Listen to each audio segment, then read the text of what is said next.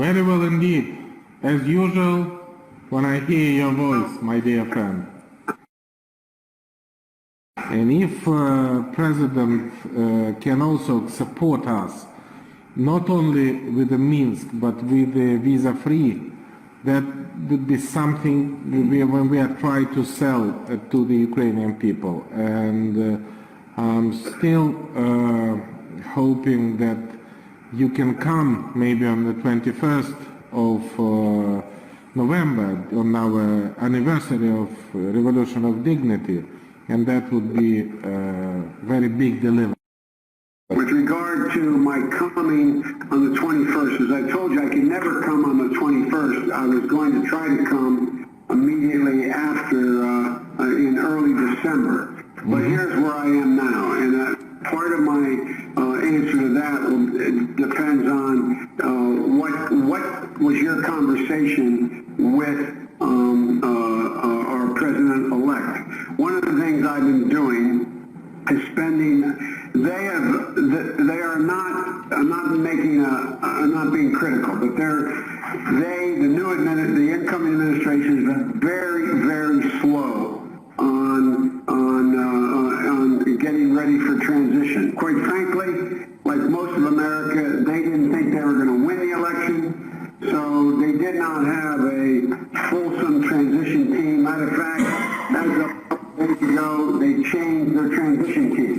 Transition is a very, very delicate and precise dance that goes on from administration to administration over the last 100 years, and it requires the exchange of classified information and the like, and the people they put forward to be part of the transition have to be cleared to do that, just as we had to be cleared after the Bush administration, etc. They have not done that. They're trying to catch up and do it now, since they fired the guy who headed up the transition just last week.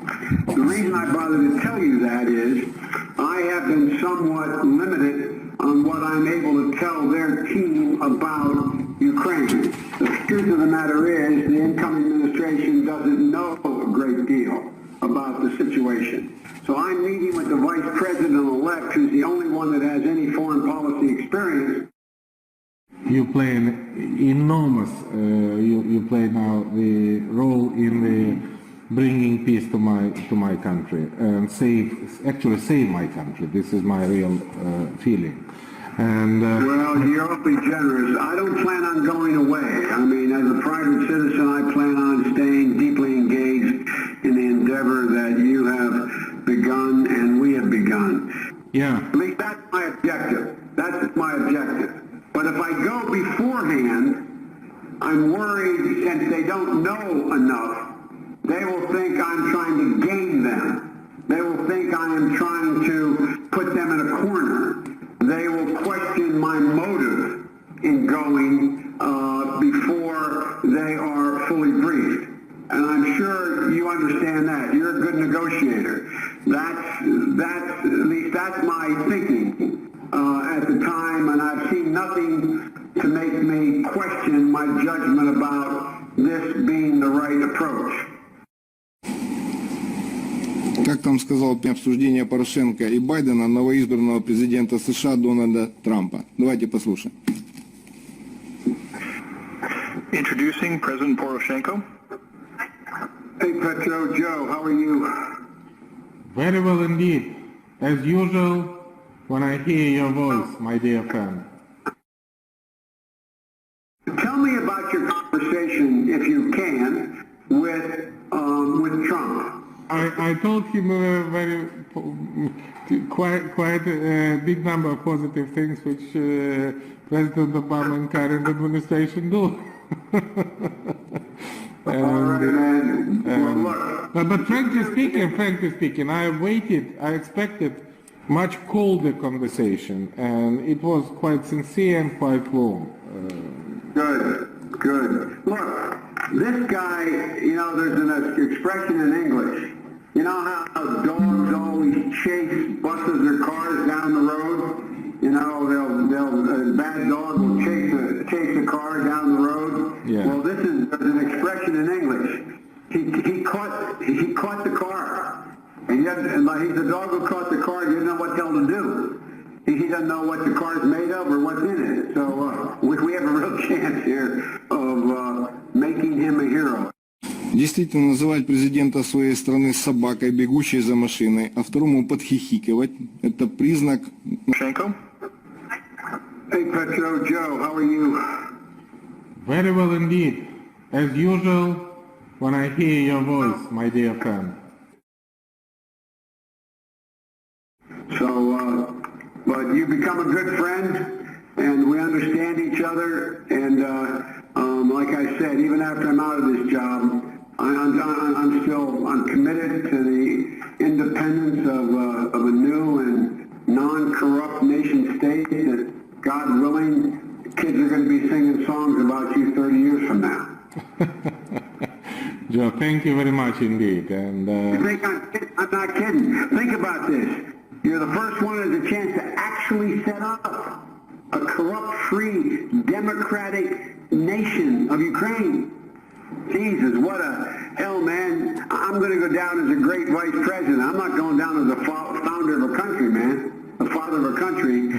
So I'll trade places with you, okay? I'd like my grandkids to read about me in the history books. Yours are going to read about you. Joe, I'm very proud to hear that. If you allow, I had to say these words to my wife. She should also be the same proud of you like you. All right, I'll talk to you soon, Petro. Thank you. Oh, Joe Biden here.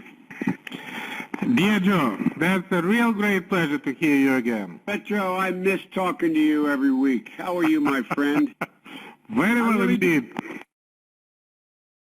Every time when I meet with my team, I mention your phrase about father founder of the nation. Yeah, You should know that you are very famous and very popular. Words. Those children of yours who may go to Penn for a year, their children are going to know, and that generation is going to know, who finally gave Ukrainian people an opportunity to be firmly ensconced in the West as a progressive democracy. That's true. Страна 73% голосует против коррупции Порошенко.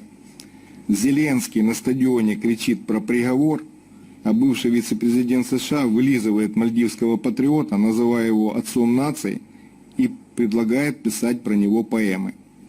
Действительно, про Петра Алексеевича и Байдена можно писать поэмы. Единственное уточнение, мы надеемся, эти поэмы будут написать буквально, как можно уменьшить цифры в платежках граждан минимум на 25%.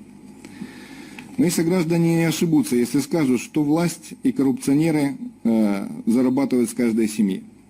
В каждой платежке США Джо Байдену о том, что поднял тарифы не на 75, как просил Байден, а на целых 100%. За это Петр Алексеевич получил $1 миллиард, который успешно, подчеркиваю, освоил на своих предприятиях в оборонпроме, отдав туда заказы. President, just 1 minute for Vice President Biden. Thank you.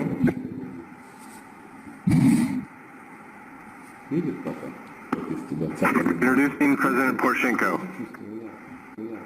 Hey, Mr. President, Joe Biden. How are you? Very well indeed. As usual when I hear your voice. Look, what we're doing now, I think that within last 3 weeks, we demonstrate the real great progress in the reform. We voted in the parliament 100% tariffs, despite of the fact that the IMF expected only 75%. We're launching the real reform of the state-owned enterprises. We're launching reform for the prices for the medicine, removing all the obstacles. So you did a lot. I agree.